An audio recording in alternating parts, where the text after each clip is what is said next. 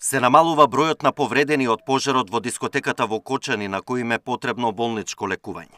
Денеска уште 9 ќе бидат вратени во Македонија, и тоа 3 од Унгарија, 2 од Италија и по 1 од Атина, Белград и Шведска.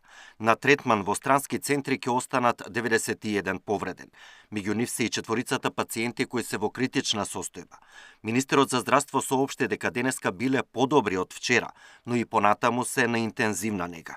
Тие 4 за кои што бевме загрижени и ние и нашите колеги кои што ги лекуваат, одредени лабораториски параметри покажуваат веќе денеска дека има подобрување. Меѓутоа ви велам, секогаш да бидеме предпазливи, се уште тие се критични, меѓутоа подобри во однос на вчерашниот ден.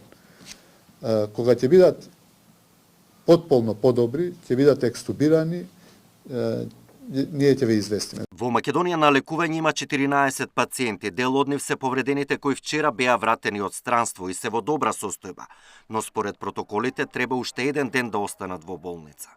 Дел од тие пациенти се тие што биле иницијално првично кај нас, па од кај нас одиле на Карил, па од Карил во странство. Првичните токсиколошки анализи се покачени, не се референтни вредностите, меѓутоа новите контролните сите се на општо задоволство се добри.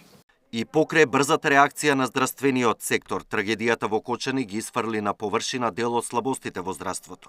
Според Таравари се покажало дека неопходно е интегрирање на клиниките од клинички во една целина, со која ќе раководи еден директор.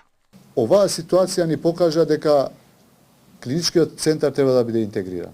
И затоа набргу ќе инсистирам во координација со сите релевантни политички фактори, барем да почнеме со хирургија, иако тој процес тече, а потоа комплетно клинички центар да биде една единица. Многу подобро би се организирале кога имаме еден диригент, отколку да имаме 10 луѓе кои што координираат.